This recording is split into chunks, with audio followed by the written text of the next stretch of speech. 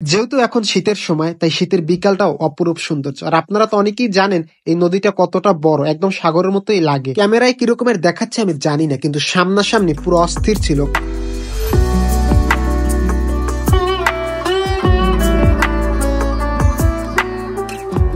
এখন আমি প্রান্তর ছবি তুলে দিচ্ছিলাম, আর প্রতিটা ছবি এতটা সুন্দর হচ্ছিল যা বলার মতো না। হয়তো এই ওয়েদারের জন্যই প্রতিটা ছবি খুবই সুন্দর হচ্ছিল। আর এখন আমার ছবি তুলে দিচ্ছিল সাজিদ। আজকে যেভাবেই দাঁড়াই না কেন প্রতিটা ছবি খুবই সুন্দর হচ্ছিল। বিকেল বেলা এমনিতেই ছবি খুবই সুন্দর আসে, তারপরও জানি না আজকে কেন এত বেশি সুন্দর হচ্ছিল। আমি কিছু ছবি আপনাদেরকে এখন দেখিয়ে দিচ্ছি, আর বাকিগুলো আমি পেজে আপলোড করার পর দেখবেন আসলেই পিকগুলো খুবই সুন্দর হয়েছে।